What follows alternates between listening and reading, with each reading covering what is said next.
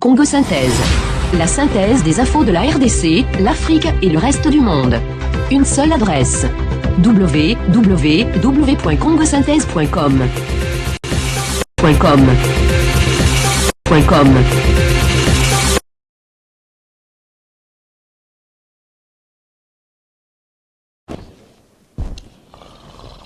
Bonsoir.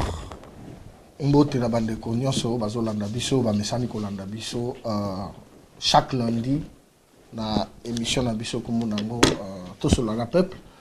Merci mingi na ndenge bozongi lelo susu pour tosolana bino de to mesana. Mais lelo na kozala peut-être ngai moko pour na enfin ya ko partager na bino masolo ya mboka na biso. Biso tout oyebi nde toza un peu préoccupé na mambo ezoleka na mboka na biso. Alors et ça la passe. Enfin, il y a un monde qui continue à m'amener et continue à oh, ils allaient au Salama na Congo, ils allaient makambo tu vas dire kolobela lelote. Depuis un certain temps, tous allez dénoncer, tous allez dénoncer complot où ils ont contre Mboka na biso. Complot, ils ont la complicité. Dans les pays voisins, la communauté internationale, la communauté internationale, donc le pays de pays occidental, pays occidentaux, awa, l'Amérique, oyo, bazomonde sambo cannabis depuis un certain temps na complot. Alors réalisation, oyo, batebele bakate na agression, oyo salamaka en 1996, n'arrivé à Afdel. Batubayo kaka bakambo ezako circulé sur l'accord à l'Émirat. Malheureusement le long na ina accord wanate, c'est vrai que copie à solo dans tout le monde mais circule quand même na carte internet mais intention accord à l'Émirat. Accord à l'Émirat yango toujours monana. Place moko accord à l'Émirat parmi ba clause ezalaki na parce que na 7 clauses. Parmi ba clause donc ba point ezalaki parmi ba clause wana na kati moko nango ezali koloba que le sol et le sous-sol appartiennent à l'AFDEL. Et makambo comme que c'est réalisé. Les makambo yo ba kulutu na biso ba komi bandeko na biso ba ami ya Congo ba lobeli mais congolais yemoko ndira za un peu distrait. Yemoko azomema problème wana au centre à débattre. Yango lelo to comme na ba kaneti ba tene de la Gombe comme ko kende. Donc ça veut dire que comme perdre ba territoire na biso et comme de ba esakimno le sol et le sous-sol ils allaient quoi appartenir na AFDEL. Bateau ba komi ko sakana na mabele na biso ba bateau ba yaki na AFDEL wana. Boki par exemple quand il y a Tene de la Gombe, quand il y a Wenze ya Super Lemba au bateki yango, parce que quand on a un individu, Tene de la Gombe ezali terrain et inspection générale et enseignement. Donc les lots un individu toujours quand individu ateki yango, individu ananani eza mutu moko yaki makolo kota uta to yebite akoti na munduki na maboko alobi na komi congolais so bolobite akoboma bino nyoso. Bato wana nde bakomi koteka ba parti ya mabele ya Congo. Baoteka nka musika te bakomi tina capital. Ekola Athénée de la Gombe. Ndenge to yebeli na histoire ezaki tout d'abord Athénée royal, ayi kokoma Athénée de Kalina, après kokoma institut, après kokoma Athénée de la Gombe, institut de la Gombe. Oyo bato belite et belé ya mboka na biso baleki par wana. C'est un patrimoine. Et ça référence monene que mutu moko bo abimi de nulle part ayebi ndiri makamwane salamate abiye moko ayebisi bino ke ngana ebai na ngako tu Congo te interview na salaki ya nini o balobaki du ténèbre à la lumière o salaki na Jeune Afrique alobi ki ayebi kutu Congo te mais c'est ce monsieur là qui vient na soi-disant ya kombo ya Zoé aye ateki Athénée de la Gombe et il y a pas longtemps ba maman balela ikota lemba atekaki wenze moko na lemba. Et ils allaient les lots makambo pour partager vraiment na bino les lots awa ils ma belé. C'est vrai que ba te belé bazo zana dans se préparer pendant les 19 au tolobaki tout le temps biso de groupe que ça muta sala elo comme côté les 19 ils allaient date au so ba congolais ba moneza ras-le-bol ba réagir ils doivent réagir mais biso toujours penser que révolution moko cause en date. Biso, il faut qu'on sensibilise le peuple, il faut que ce peuple, la vérité, il y a besoin, afin que le peuple y ait moko à se libérer. Parce que libération n'a pas besoin de prendre la moutouté. C'est vrai qu'il faut la battre, il faut guider biso, tout ça battre, il faut encadrer biso, mais libération à Congo, ils ont senga mutu mon côté. Ils ont senga battu yo soba zala mais c'est vrai que au mutu mon capé c'est la data, le belango boyo, on a histoire, il y a ma révolution peut-être dans tout qui a monté et qu'on a la première. Mais ce qui quelque chose de positif et ça la 2019, nous serons derrière ça. Trop bête là on va beaucoup. Mais le problème de la mission c'est que le système de fait l'eau. Dans ma cabote sur la lelo.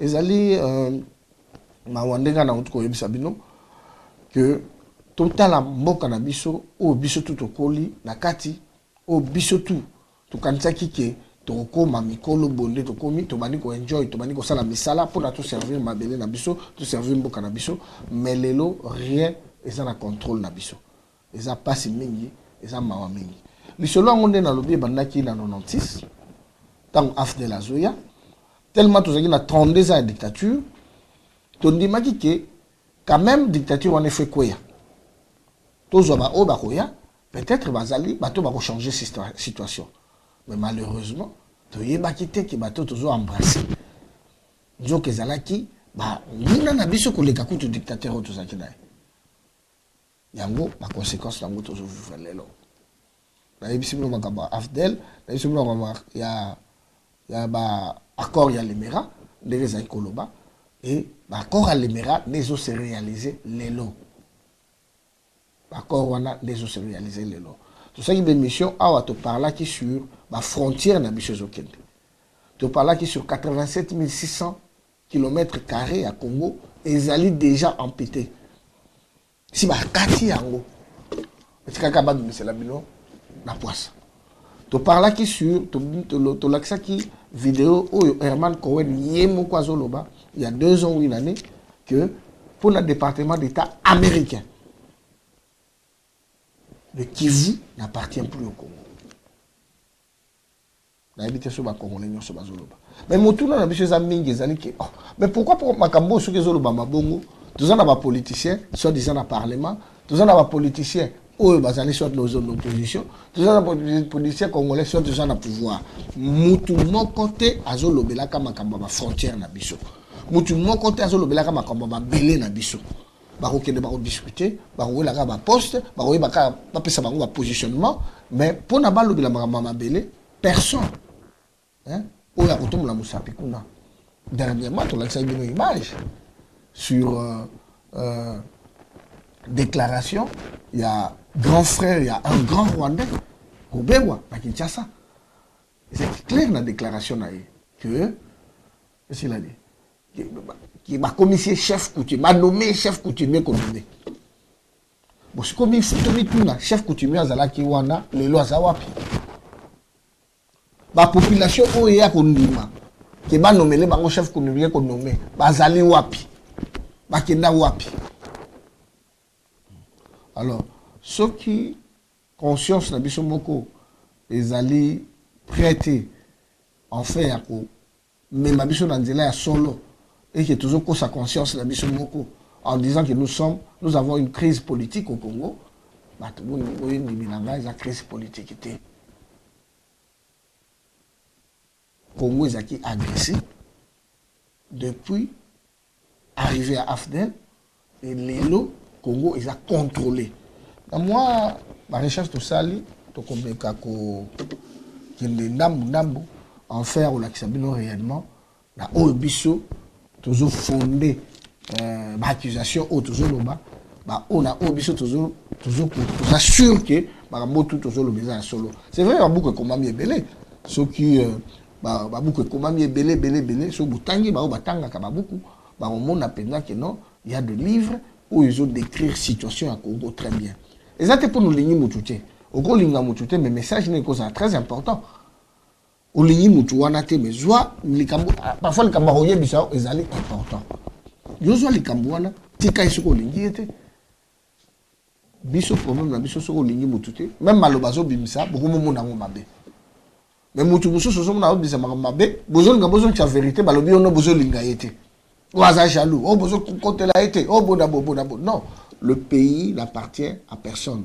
Appartient à tous les Congolais. Surtout, oh, besoin de la pona yango na bosolo. Si vous avez un bosolo, te pays zo appartenir. Moi, na liboso na famille, yenda hérita ka famille. Mais ce cas bandi. Ce cas te kabilo ka papa. Ako hérita ngo derbi. Ako hérita ngo te. Donc ça veut dire que direct aux alliés wa mboka na biso, les Congolais inconscients ne peuvent pas prendre la responsabilité. Et les Congolais inconscients, la plupart, ce sont des politiciens. Et ça, les politiciens, des Congolais inconscients.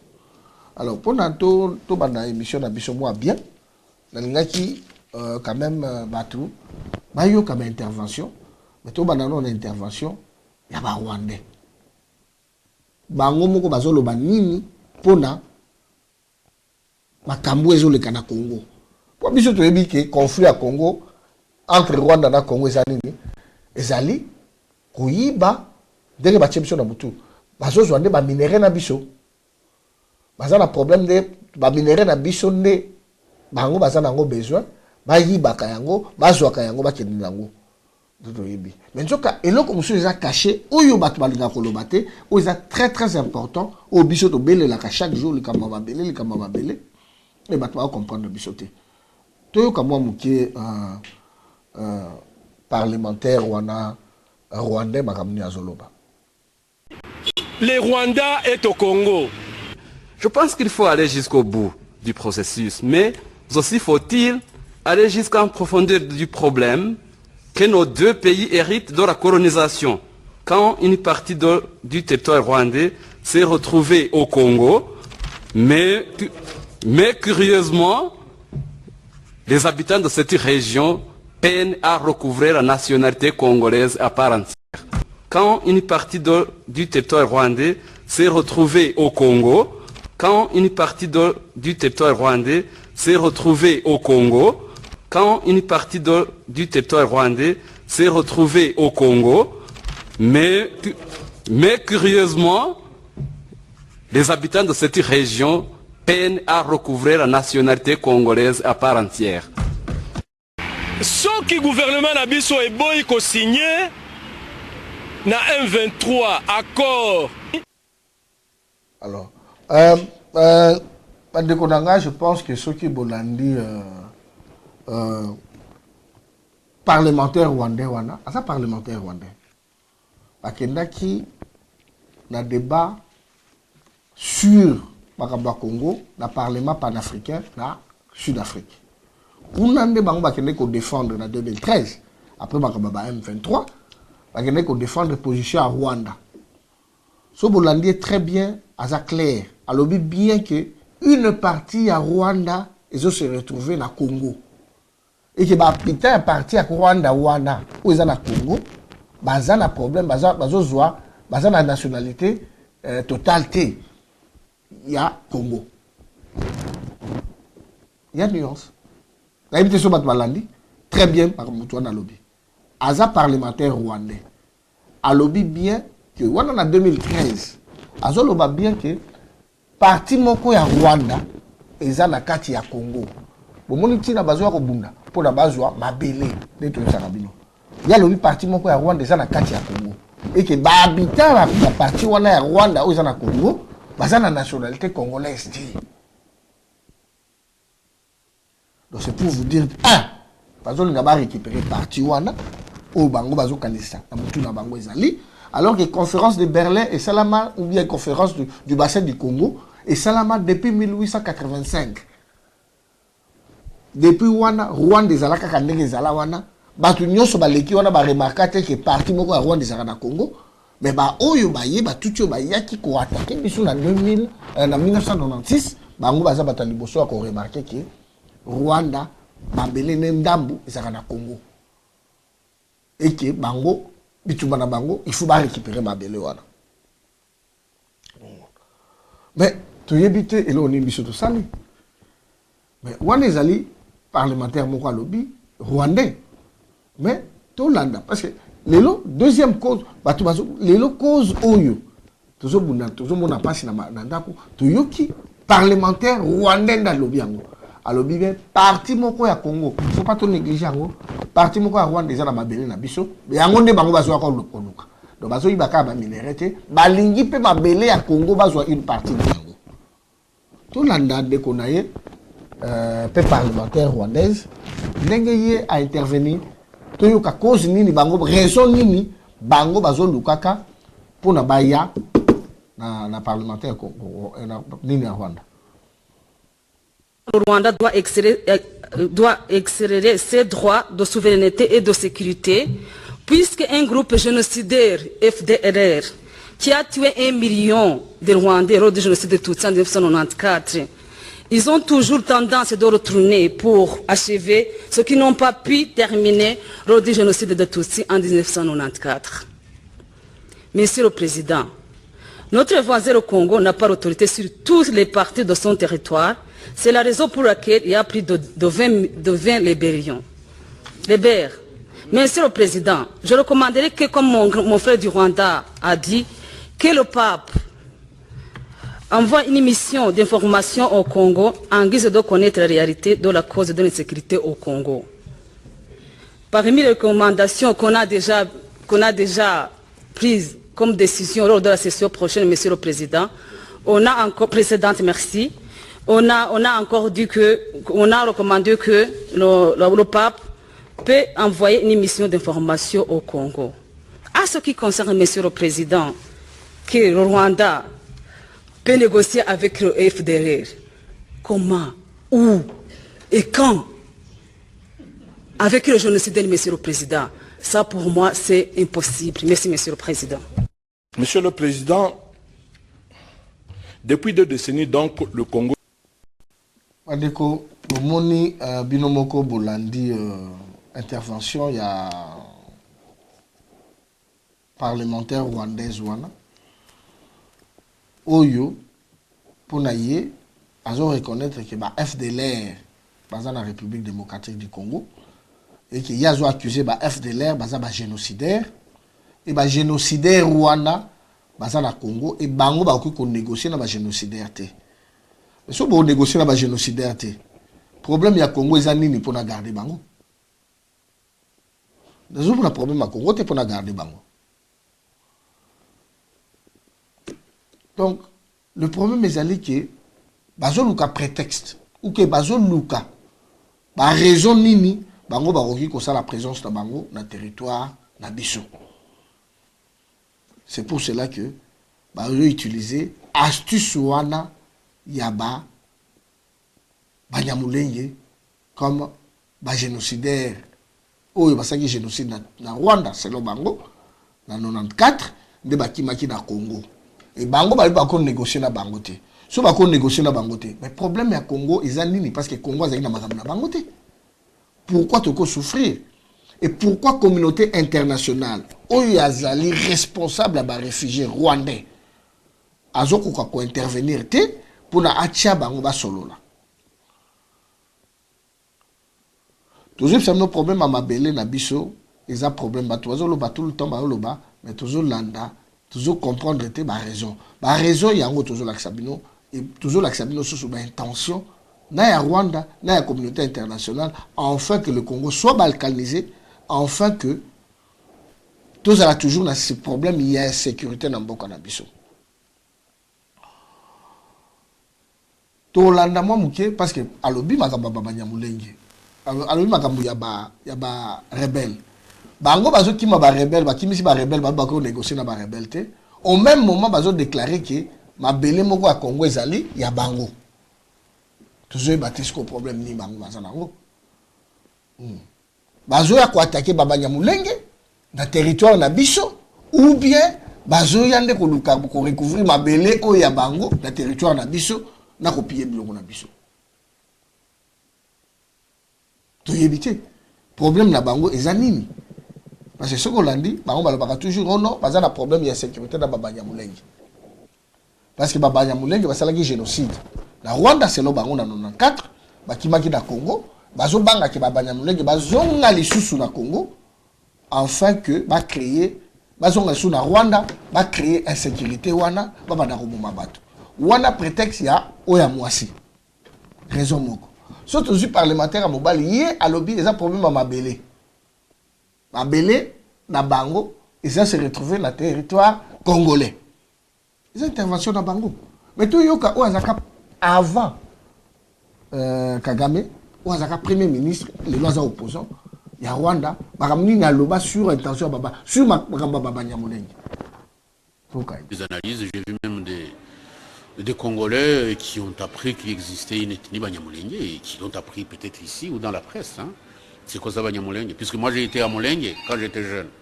Et on ne voit pas prendre des gens d'un village et les transformer en ethnie, n'est-ce pas? Donc, problème de nationalité, ce problème peut exister. Un problème de nationalité peut exister, je n'en nie pas. Mais aller dire que tous les Tutsis qui sont dans le nord Kivu et sud Kivu prennent l'identité de Banyamulenge, franchement. Comme je vois ça dans la presse américaine et même belge et française, c'est extraordinaire. On va prendre une petite portion, vous dis-je, tout près de Bujumbura, là, en face, et vous dites, bon voilà, Banyamulenge, c'est quoi cette histoire de Banyamulenge? Il s'agissait des contrées où il y avait des pâturages très riches. Je sais que les Rwandais eux-mêmes venaient de chez moi et conduisaient leur bétail à Mulenge. Et pendant une période de coutumance qui dirait presque 3 mois. Donc le problème de nationalité, s'il existe, il a été amplifié par les Kagame qui ont utilisé une partie des Congolais rwandophones. Et ces Rwandais-là, qui voulaient aussi avoir accès au pouvoir, ils ont dit, mais quelle cause allons-nous créer? Quel va être le casus belli?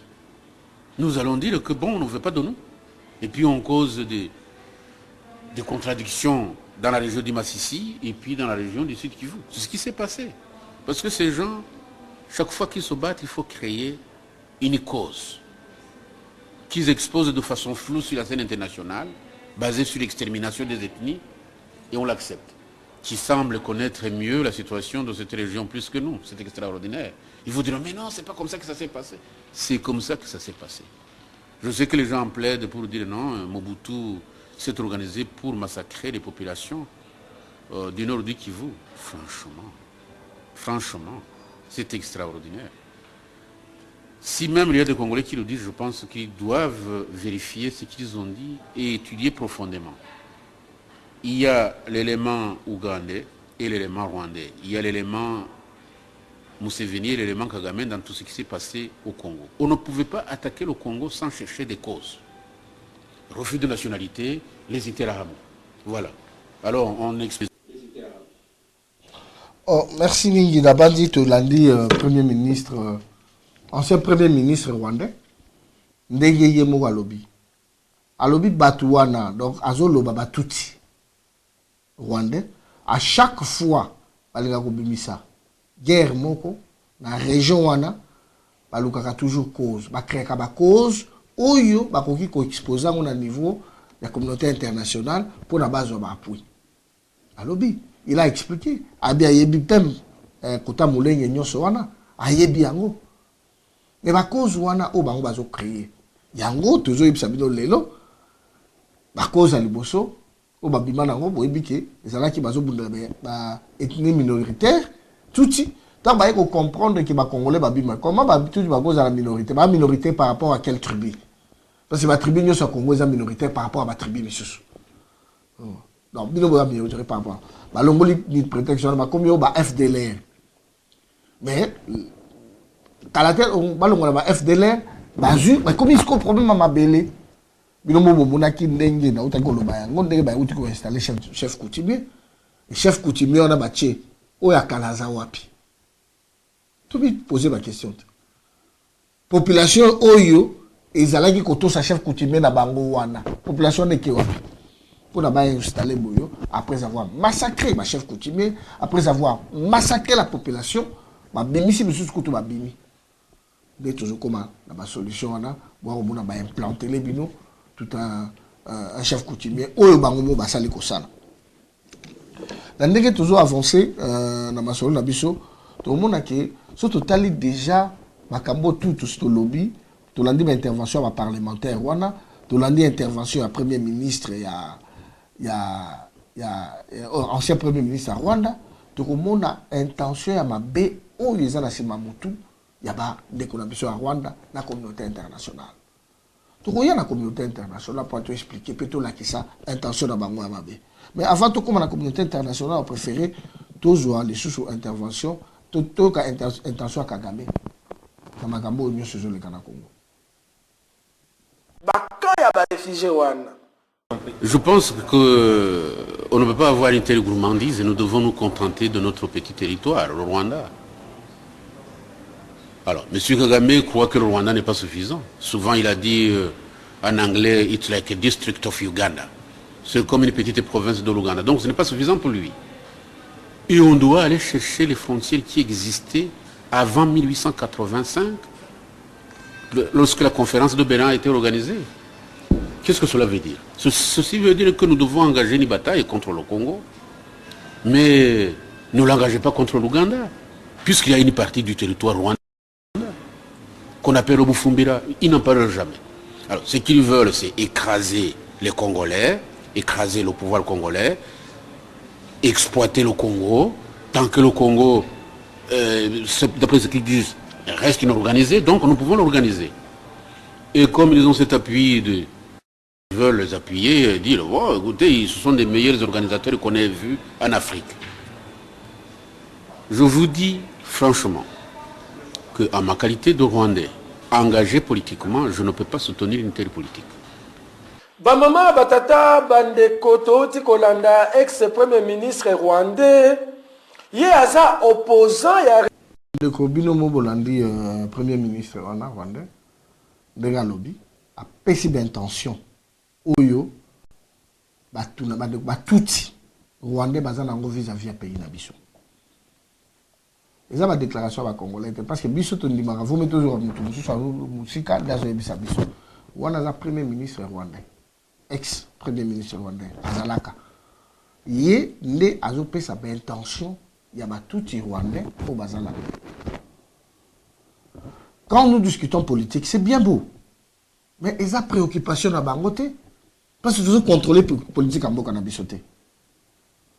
Preuve année que la deuxième mandat, c'est la deuxième mandat. Mais sur le deuxième mandat, on va toujours parler. On va la logique à deuxième mandat. On la logique à continuité, à pouvoir, na bango, ti ba sa mission na bango ya balkanisation.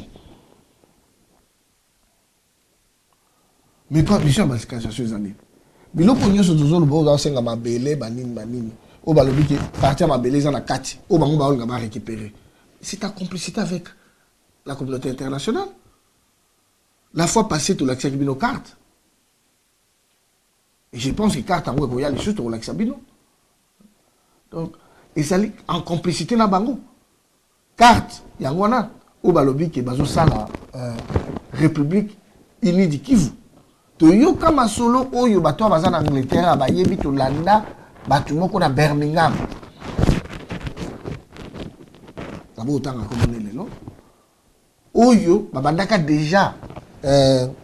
déjà meeting ya makambu ya République unie du Kivu. Zangina bango. To landa bango na Birmingham, bato ba na Angleterre ba yebi ne to panzaka bango. Ba réunion ne bandaka déjà awa na ba 2008-2009. La République unie du Kivu. Les lots, comme ils ont réalisé.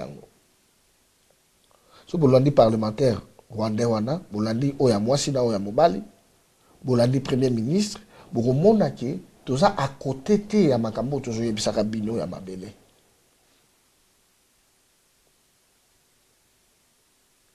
Bato Bazol, la communauté internationale. En 1999,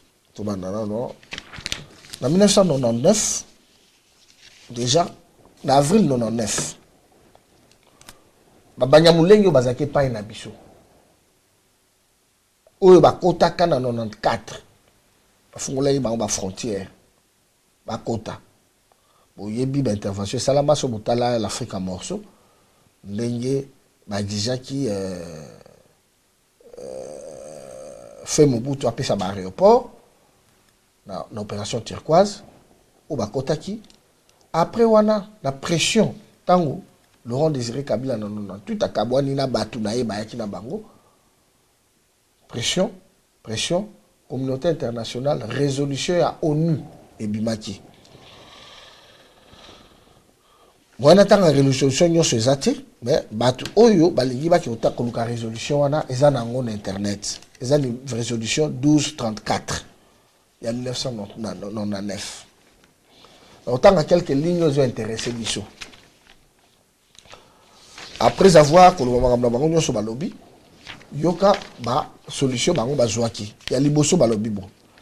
Réaffirme que tous les États ont l'obligation de respecter l'intégrité territoriale, l'indépendance politique et la souveraineté nationale de la République démocratique du Congo et des autres États de la région, et qu'ils sont notamment tenus de s'abstenir et recouvrir à la menace ou à l'emploi de la force, soit contre l'intégrité nationale, l'intégrité territoriale ou l'indépendance politique d'un État, soit de toute autre manière incompatible avec le but des Nations Unies, et réaffirme également que tous les États doivent s'abstenir à toute ingérence dans les affaires intérieures et autres États conformément à la charte des Nations Unies. On a ma résolution bazou et puis ma résolution pour les bosso ba bandi ko loba yango wana. Basengi ba pays nyonso ba respecter souveraineté à ba État nyonso. Tout d'abord ba respecter intégrité territoriale, indépendance politique, la souveraineté nationale, il y a République démocratique du Congo. Dans 1999, avril 1999. Va déplorer les choses qui va combat et ont continué tout ça. Exigence, va exiger que l'arrêt immédiat des hostilités. Donc va combat. En avril 1999, immédiatement des hostilités de Balobi. Demande de la signature immédiate d'un accord de cessez-le-feu permanent permettant le retrait ordonné de toutes les forces étrangères, la rétablissement de l'autorité du gouvernement de la République démocratique du Congo sur son territoire et le désarmement des groupes armés non gouvernementaux en République démocratique du Congo. Et le Kouana et le Komorote Salima. Naïb Sarabino, Toïb Sabino paye plusieurs fois que ceux qui Nations Unies a bimisi la résolution d'ailleurs et que la sanction et que la résolution des athées et que les alliés fait morte. Oui, depuis avril, là, 99, combien de guerre ni ici là qu'on est l'autre côté? Batu bazako bunda, bazo continuer tilelo batu babunda kaka kuna, babomaka batu, baviolaka batu. Respect à droit de l'homme, on va le zaté. On attend un document zaté, on a une résolution 1234 online, on va trouver. Après, on a juin 99, on a Laurent Désiré Kabila Zali, tant que Monique Magamouana et Machete, Laurent Désiré Kabila, le 23 juin 99, le 23 juin 99, le gouvernement congolais portait plainte devant la Cour internationale de justice, CJI, contre le Rwanda de Paul Kagame suite à l'agression d'une partie de son territoire par des troupes régulières de ces pays. Le 15 janvier 2001, la République démocratique, via son agent, retrait la dite plainte. Le lendemain, dans le 16 janvier 2001, la terre entière appartenait à l'attentat qui ôte la vie au président congolais. Donc, le 23 juin 1999, a porté plainte contre Rwanda, contre agression. Laurent Désiré Kabila a porté plainte. Mais le 15 janvier, Laurent Désiré Kabila a fait le 16 janvier 2001. Mais le 15 janvier, plainte Rwanda a été retirée par agent Naye. Agent Naye, Nani a retiré la plainte. Si les lots, Moutoumoko a évité, Moutoumoko a le bilakaroté. Et le cas, Kakabongo, on va plainte. Mais, par ailleurs, Ouganda y est au cours international de justice à l'Andela, Ouganda a condamné en 2005 pour l'agression, pour l'action militaire de la République démocratique du Congo. Mais si les lots montent là, quand tu gagnes la communauté internationale, il faut peut-être que Makambo et Komama, depuis Bango, la décision pour la cannabis. Et là, on est Salima. combien de décisions ils ont prises pour na mambo cannabis. Mais là on est ça là. Et le côté. L'activité de résolution et puis maki na 1999 d'avril plainte ma porta qui documentation ezali ma porta qui plainte na juin 99 mais tout le monde talande là. Bolé basuka wana ti ba ko bisa résolution mosusu. Na cadre kaka ya retrait où ezaki na juin 2000. Résolution en gros ezali 1304. Maintenant que vous vérifiez la résolution voilà. Maintenant encore vérifier ma résolution voilà, ils ont 1304. Alors dans ma résolution voilà. Dans un cas point moko parce que dès la bika na moyen temps exact bateau balinga sala ba recherche ba ko talango ou bien ba numéro na biso za wana ba ko benga so balinga tidila bango na tidila bango ba copie. Alors le point exige également donc autant exigence pas comme ça. Point 4 exige également que l'Ouganda et le Rwanda qui ont violé la souveraineté et l'intégrité territoriale de la République démocratique du Congo. Alors bonsoir Ndeko, ceux qui t'ont occupé qu'au Zoyo, qu'on s'est présenté et puis on peut se mettre place au Bengi, comme ça, tu auras contribution. Non?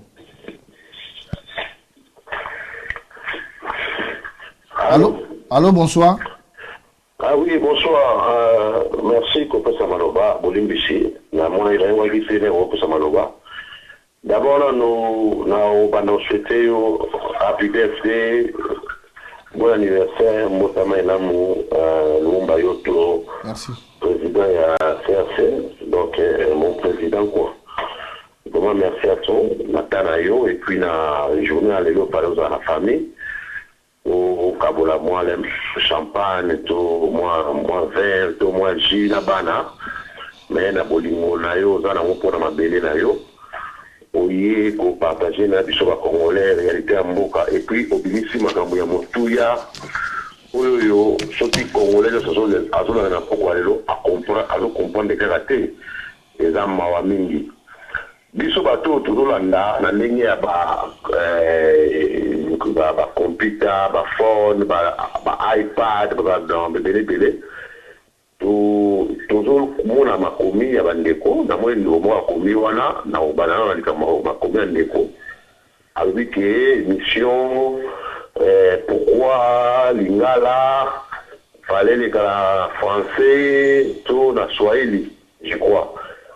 Na merci na ndeko moko akomi na nakangi kombo telimbisanga mais merci na yo na intervention na yo komi na se Congo tozana balangi ebele Congo tozana ba kimongo kimbuza mais balango biso soyebi ezala 4 oyo elobamaka mingi na Congo za swahili chiluba kikongo na lingala donc lingala eza lango oyo si tu es vraiment congolais, il faut attendre que Moyoka. Pour qu'on ait tout le monde, malgré tout Rwanda, n'a pas de congolais, il y a plein de gens, il y a Bondoki, Bazoyoka, biso très bien, madame de Zoloba, la combat.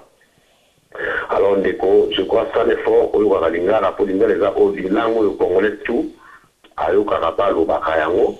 Alors, Kouya, on va dire que tout le monde Swahili, Swahili, c'est la langue, la Kitoko, la langue, peut pas à Congo et le Wamara. Donc, Kouya, on va système moyen pour nous ça bien tenir soin. Si tu as parlé, boyer, ceux qui m'ont été, ils ont des loups interprètes pour la souci à Mokanayo. Mais pour la retenir, Moko, la Kaliwechi, malgré tout, on a constaté la Mamoulaïni et Belé, mais avant de peut arrêter la réalité belé. Dans le ministre Rwanda avait expliqué clairement que pour la mission mais la mission balanda et la mission sont différées et vous comptez sur internet sur YouTube bani Hollanda ministre il y a des contentés, avant on s'est fait à Mukagama, mais malgré tout ça, Rwanda. Que Kagame, avant la pleine Mabé, elle doit partir à Rwanda, soit disant côté à Congo. Mais en même temps, partir à Rwanda, mon pays côté à Uganda, atteindre même Congo. Mais tandis que les gens se disent Congo, dans la Congo, partir à Rwanda côté à Rwanda. Par exemple, à Biarritz, Nazarawana, Ouazara, Outou. atika kodéclara ntango moko teke parti na bango moko ekotaka na biso mais Kagame oyo autaki États-Unis mpo baaméricain auti na baplan ya mabe epai ya bafamille Bill Clinton na baloki nyonso ya Kongo wana aye directement koexplike biso ke notala plan moko place na bango ekota pa na biso mais soki pa na bango place moko ekota baza na bamoyen ebele ya kosolola konégocie mpo na bazongisa bango place osoi est-ce que soki place ekota na Kongo fa baloboma bakongolais massivement à le tuyau de Congolais na facilité sur le langage du par rapport à la ministre alors je crois depuis 1998 je dans la bonne mémoire donc alors on le noté ils ont rappelé le moment kala si vous voulez on a retourné au président le Mumba ba politicien na biso o ya Congo o ba bazo la dialogue ba élection ba belé bayoka discours wana to bayoka te wana eza motuna ngana ya motuna yango mo président vraiment happy birthday nazo respecter na ndenge osakana te parce que na ta oyo moto na birthday na mkoa lelo ozala mtu na nganda to ozala mtu na restaurant na famille mais oyi kosolola peuple bandeko na bakongolais o passer message en tout cas dayebi ndeni oyebi niveau na respecter te batondo bingese mboli pasa mbobe na Congo London. Merci Mengi, Héros. Ezali question moko ya malamu ya retourna soki ba politicien na biso congolais ba éviter. Mais na oyebisa yo ki ba politicien na biso congolais ba talaka pa population te. Population biso dans ça l'erreur ya ko se fier na population. Na ba politicien wana. Preuve moko ya munene ezali awa na janvier 2015. Bon, bonsoir Ndeko, soko ki na ko dimne ngongo ya nina yo après comme ça to solo là. Allô? Allô, bonsoir maman. Bonsoir mon président, happy birthday président. Thank you. C'est bêtise. Président, vraiment merci. Nano, happy birthday to you. We love you so much. Napengaki au président pour na remercier pour la émission. Émission est tellement makasi sorry pour aller le monde à plateau vraiment sorry. La ligne kaka intervention na ngeza sur ba commentaire oyo bandeko oyo bazo sala. Mais nga pona nga nazo mona ba toana bazo commenter wana baza ba congolais te. Pona yebi ke ndenge camarade mo awutoloba lingala elobama presque partout. Mais na yebi te pourquoi bango baza ko insister toujours en swahili. Po ba yebi ke France ba east wana OK de ba frontière na mboka na bango na Rwanda bato ba traverser ngo kana makolo. Donc baza bango na besoin ya bisité, baza na besoin ya voiture te bakinaka na pied. Na wana moni ba profitera ba yaka côté na biso mingi na bagoma na babukavu wana yango zomona ke oya kuzokoma wana azo suivre biso en direct à Goma. Est-ce que na Goma bato baza na Goma ba yebi lingala baza te?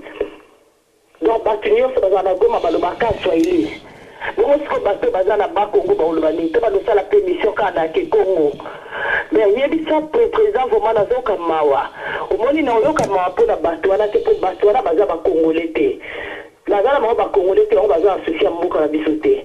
Na yoka mawa po na ba congolais o ba comprendre na te lelo komba oyo biso to salaka. En tout cas, merci beaucoup de courage. Émission qui toque vraiment. Mes remerciements, ma fleur et belé.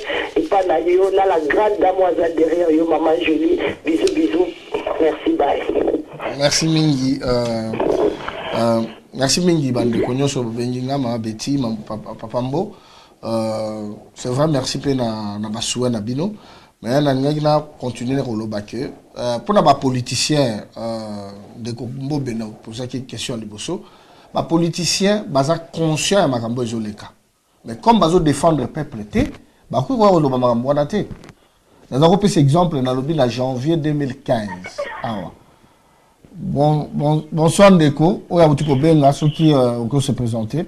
Bonsoir mon président Oyezali commandant Yeke alias Sandruma déjà représenté par maire V de l'eau en tout cas Zali Mbotama na le long ezali mikolo kosala émission te mais comme oza na souci ya mboka yango na ye liboso wana mpona kopanza sango makambo ezoleka na mboka na biso ntuka nzambe azwa lokumu mpona yo baza mingi te na bamodele bozobundela komba na bino epuis tokokomante kaka na mutu oyo aza koloba balingala wana boyebisa yakeba na ye epuis biso tolobaka lingala lelo oyo soki mboka na biso ezokende eza parce que français eleki mingi na Congo bamiyibi oyo ezomonake bazobebisa Congo parce que bazoyaka na basysteme ya français yango biso ntuka tozolinga suma bafrançais wana te tokóma lelo kosolola na lingala mpo mutu nyonso ayoka pourtant nokosa bazwe badese ozokosa mais so oke na français nokosa bato moye bacomprendre kokosa na yo eza te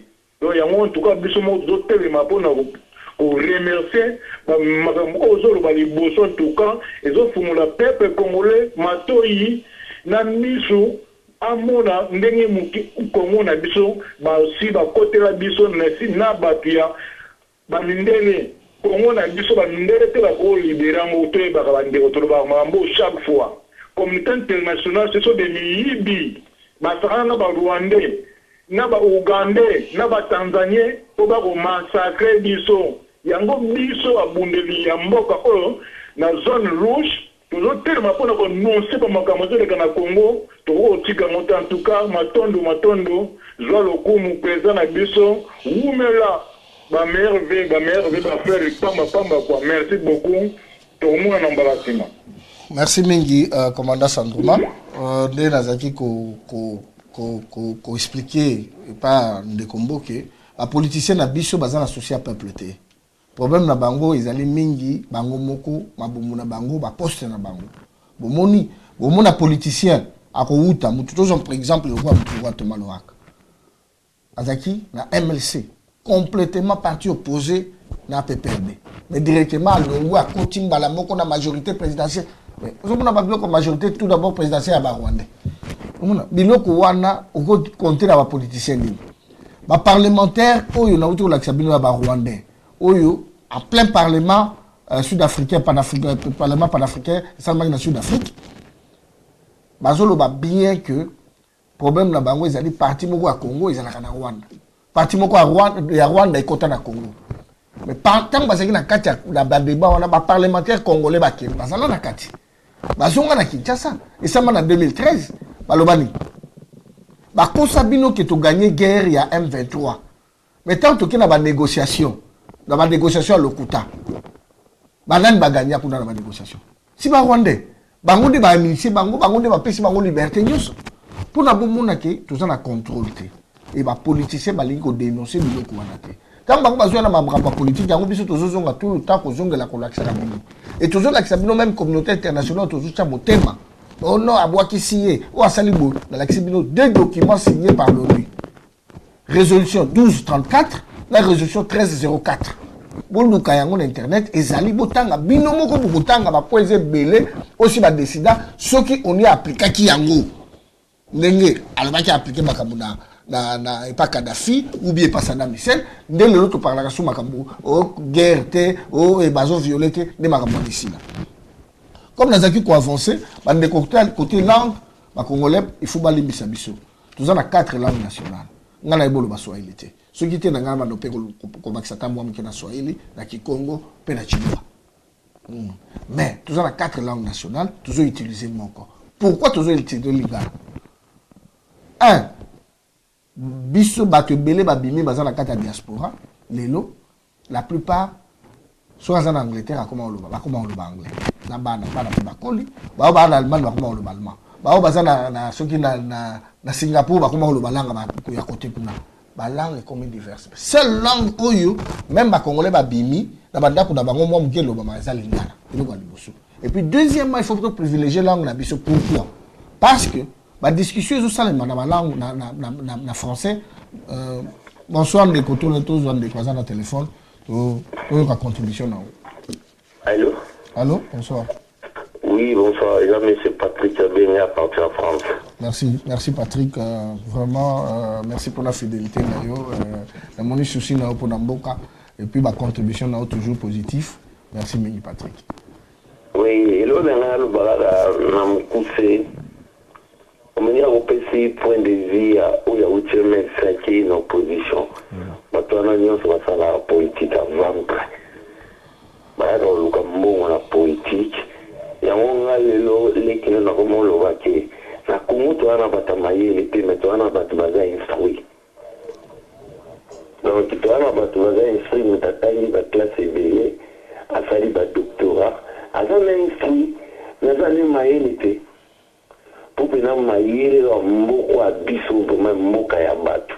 Il y a un peu ça, il y a une image de Dieu, on a un Rwandais.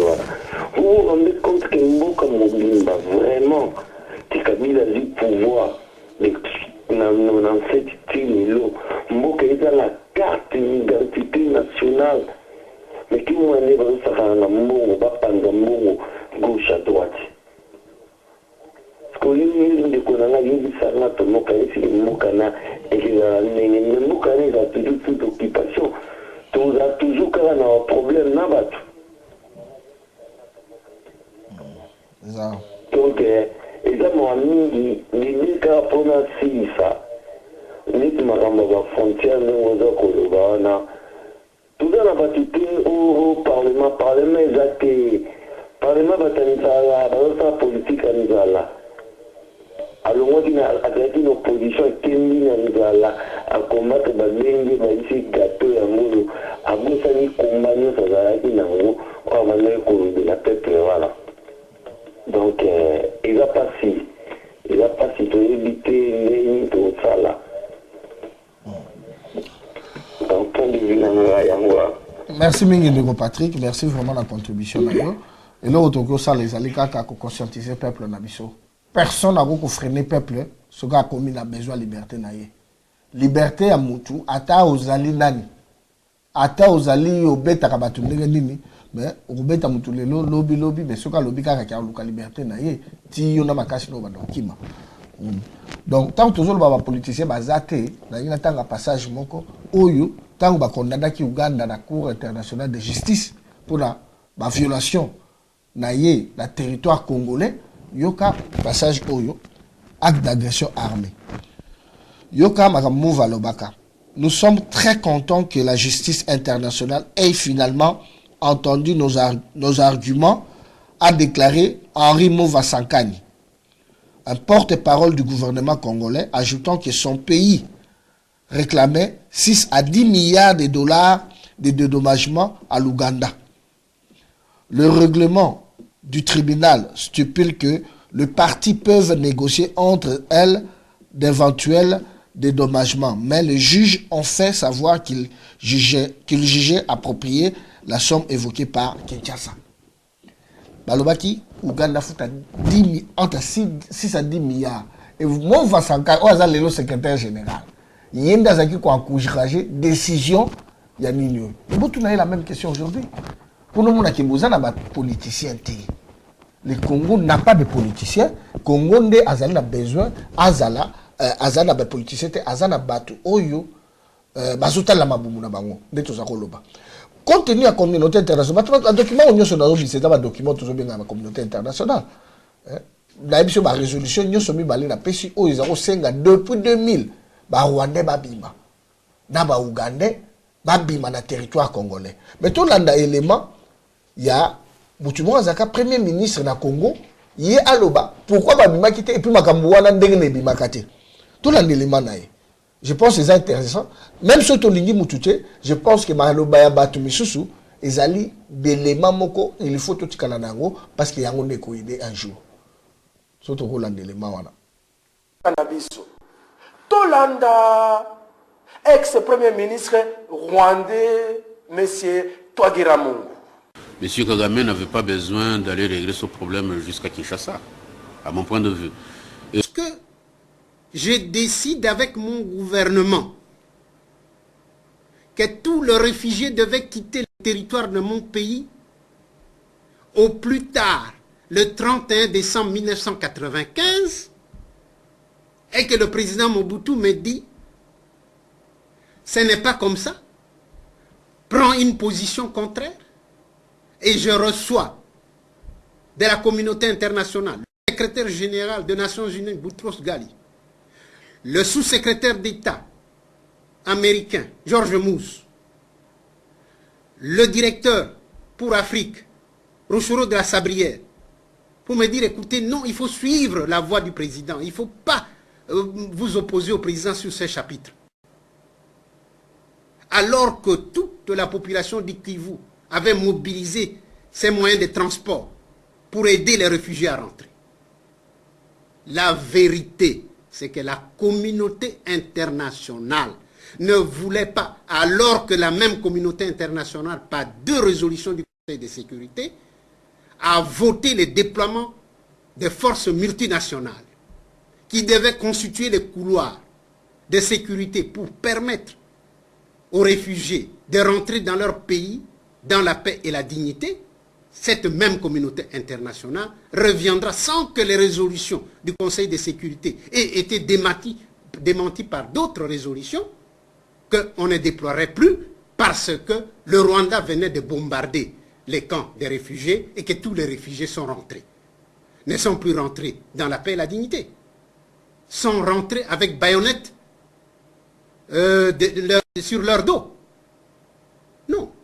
Le vrai problème se pose en ces termes-ci.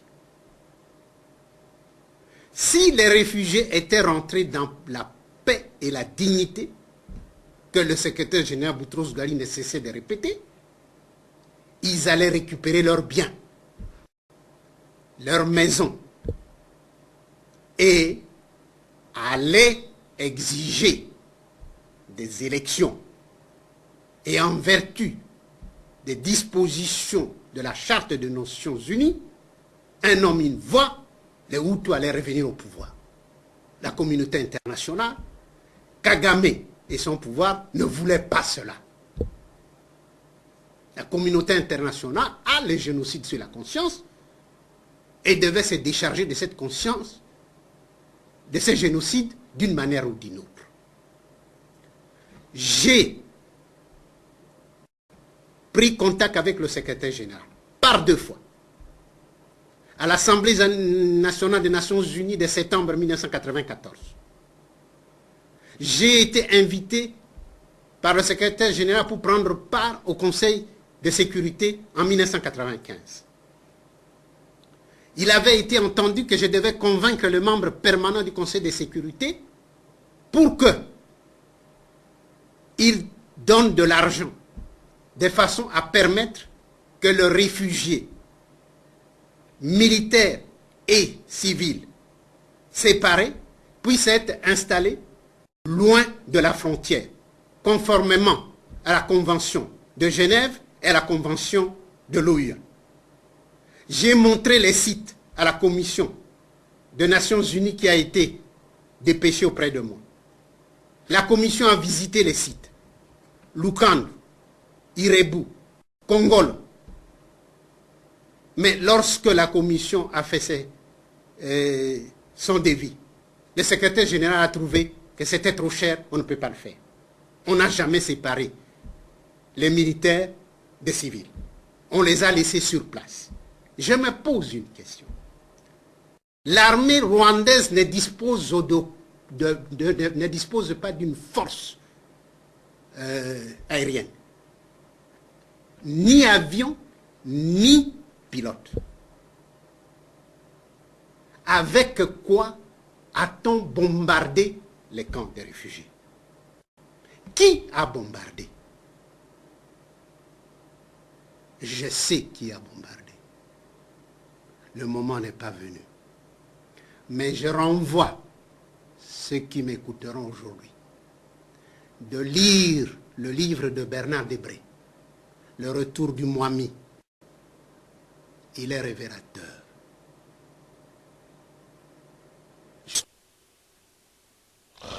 Ok, Bandeko, je pense que Bandeko, Tolandi et Lokowana et les Mawana, mais je pense que je préféré Tolanda 2 fois parce que bateau basé la confiance, il y a la communauté internationale. Tolandi Loko très bien, en fait, Tolanda. Le but bien, la personne est à Moutou.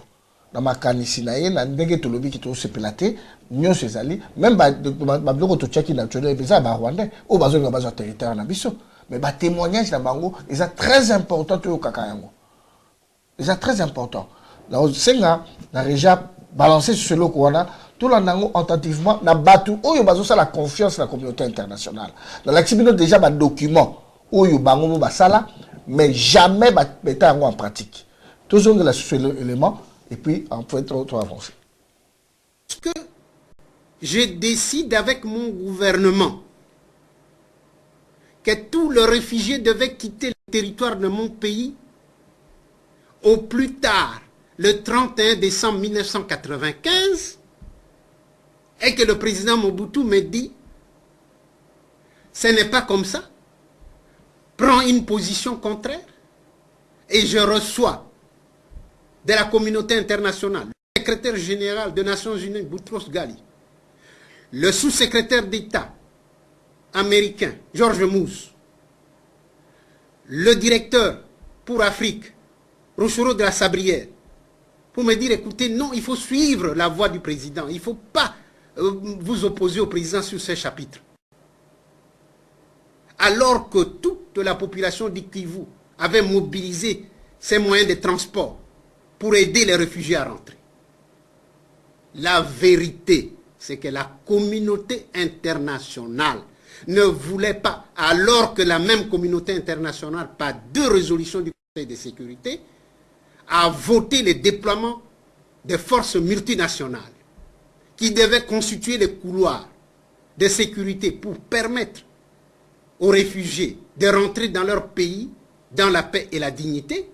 Cette même communauté internationale reviendra sans que les résolutions du Conseil de sécurité aient été démenties par d'autres résolutions qu'on ne déploierait plus parce que le Rwanda venait de bombarder les camps des réfugiés et que tous les réfugiés sont rentrés. Ne sont plus rentrés dans la paix et la dignité. Sont rentrés avec baïonnettes sur leur dos. Non. Le vrai problème se pose en ces termes-ci. Si les réfugiés étaient rentrés dans la paix et la dignité, que le secrétaire général Boutros Ghali ne cessait de répéter, ils allaient récupérer leurs biens, leurs maisons, et allaient exiger des élections. Et en vertu des dispositions de la Charte des Nations Unies, un homme, une voix, les Hutus allaient revenir au pouvoir. La communauté internationale, Kagame et son pouvoir ne voulaient pas cela. La communauté internationale a le génocide sur la conscience et devait se décharger de cette conscience, de ce génocide d'une manière ou d'une autre. J'ai pris contact avec le secrétaire général par 2 fois à l'Assemblée nationale des Nations Unies de septembre 1994. J'ai été invité par le secrétaire général pour prendre part au Conseil de sécurité en 1995. Il avait été entendu que je devais convaincre le membre permanent du Conseil de sécurité pour qu'il donne de l'argent de façon à permettre que le réfugié militaire et civil séparés puissent être installés loin de la frontière, conformément à la Convention de Genève et à la Convention de l'OUA. J'ai montré les sites à la Commission des Nations Unies qui a été dépêchée auprès de moi. La Commission a visité les sites. Lukandu, Irebu, Kongolo. Mais lorsque la Commission a fait son devis, le secrétaire général a trouvé que c'était trop cher, on ne peut pas le faire. On n'a jamais séparé les militaires des civils. On les a laissés sur place. Je me pose une question. L'armée rwandaise ne dispose, ne dispose pas d'une force aérienne. Ni avion, ni pilote. avec quoi a-t-on bombardé les camps des réfugiés? Qui a bombardé? Je sais qui a bombardé. Le moment n'est pas venu. Mais je renvoie ceux qui m'écouteront aujourd'hui de lire le livre de Bernard Debré, Le retour du Mwami. Il est révélateur. Merci Mingi Bandeko. Je pense que pour la intervention, il y a M. Léon Kengwando, dans un ancien Premier ministre, il y a un exercice dans 94, Tangu, la frontière qui enfin que les Rwandais, pas Kota, la Congo. Les Rwandais, les FDLR, le Rwanda a accusé que Bango va créer un génocide, Bango va créer un génocide. Mais l'intervention de Boyoki qui est communauté internationale dans la conscience il y a génocide, soi-disant génocide rwandais na Mutunaye. Donc en disant ça, Aïbelo Kwazoloba. Mais là que j'ai intéressé M. Zali pour la bande de Konabiso bazo ma communauté internationale. Boyoki qui n'a 95 a Sénaki enfin que le 30 décembre, c'est qu'il a je me trompe de la date, que réfugiés rwandais au Bakota qui après guerre na bango kuna bazonge pa ina bango. Il fallait passer la couloir mobimba pour nous permettre que zongi sa bango kuna. Et puis il y avait des résolutions ya ONU et Bibaki. Prochainement na koluka ba résolution wana na koye la bino ndenge etangamaki enfin que batona bazonga na 95. Mais secrétaire général des Nations Unies Boutros akendaki komona kengo ndenga zoloba vice naye akomaki pe mos na représentant ya ONU en Afrique bakendaki ko convaincre enfin que batu wana ba FDLR wana bazonga te ezangi na demande nana ya ba Rwandais bien sûr et tant balobi ke bazonga te ba préparer ba camp ozolanda ba préparer ba camp ya ba réfugiés place il faut ba pesa bango en musikana ba séparer ba militaire na ba civil musikana na ba frontière enfin ba rolanda makamba bango mais la complicité à la communauté internationale les a sous-entendus balobi qui a bombardé parce qu'il y a lobby bien que Rwanda a la force aérienne ni avion il y a Bitumba ni ba pilote au baroki ko tambusa ba avion Bitumba si qu'on a ni a bombardaki il nous la communauté internationale a ça le comme côté pour l'intérêt ya peuple congolais ou ya peuple africain biso moko botala ba révolution c'est ça en Afrique Tunisie Égypte Burkina Faso place ni ebongi place nini ebongi même tout ça même pas Kadhafi na Libye place ni ebongi parce qu'ils allaient ba révolution manipulée révolution montée par les occidentaux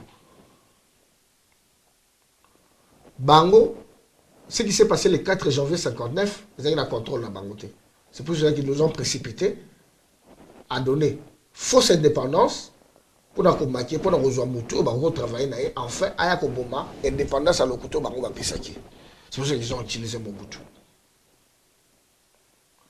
Quand nous vous disons que non tout ça la guerre na communauté na ba Rwandais na communauté na ba net ba voisin na biso ba pays frontalier ou ba voisin na biso na communauté internationale na bino na bozoloba bozondimate belema yango wana oye uti pa ngate oye uti pa membre moko ya CRCT et uti et pa ya bango moko bobe la communauté internationale ba résolution tout angeli bino to PCP ba référence à ba résolution wana bino moko koluka yango to PCP ba interview ya batu bango moko bazo témoigner ba intention na bango za nini pour na Congo et puis mission na bango za nini et puis communauté internationale wana bozoloba en 2011 lui Michel Azalaki wapi pour na ki omona Tshisekedi da ibisa que il faut poste le premier ministre maintenant il peut s'entuyer nana éviter que ça paraît à Kanambe qui ne le sait pas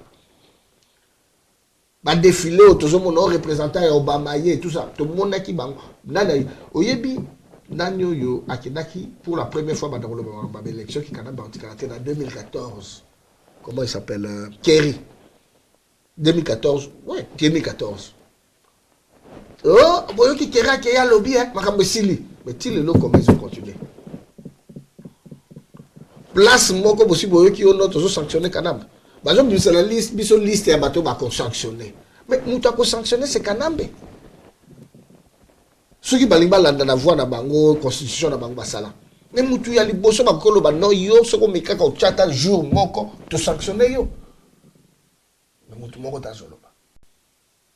je vous ai parlé de fausses communes awa. Ba bomba tu na beni. Bazui mabele balaxi chef coutumier Roubero. Bon politicien mo ratele ma bisino marbango. Politicien télémi a ya lobi que non, au moni ndenge qui est parti à qui veut qu'il est le moni ngota na ba débat. Exact. Et quand on vous dit des choses sérieuses comme ça, que Bisso, Mbokana Bisso, ce n'est pas par la voie politique néolibérale, ni par la voie des négociations. On négocie la banane. Bandeko,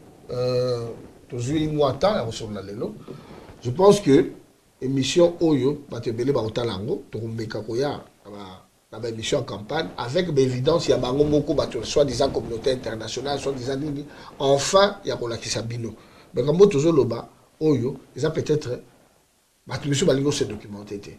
Mais ça n'a pas, mais ça n'a pas, ma DVD tous les cas de la fois passé au Kagame Azoba naïne na sala qui point tout le monde na zoni ba congolais ba bunda pour la cause na biso ba rwandais il na le bakiako clairement tant Laurent Désiré Kabila je vous ai dit ce sont des rwandais vous voulez que je dise cela en quelle langue alors bakiako comme la souka vraiment émission Seigneur merci na bande nyonso bataki attention na bango pour balanda biso na tout solo na peuple la bandi tokuta na lisusu prochainement lundi prochain bande ko ba kozala na temps ya ko pesa bino ya ko partager na bino et na remercier batu nyonso oyo bazwaki temps na banzela nyonso soit Facebook soit WhatsApp soit nini na ba pesa nga ba cadeau pour na ko souhaiter nga joyeux anniversaire nanga merci et puis comme Nasuka, je pense que prochainement, il y a un sujet à Sika, Oyo, Bissonioso, et en plus de cela, tous on a toujours branché, ou on a contribution, enfin que tous font la peuple, la biso, misu, dans Magaboizo, le Kanambo, Kanabiso, réalité, tout l'exabango, que ce n'est pas la voie politique qui va libérer le Congo. C'est la résistance. Merci.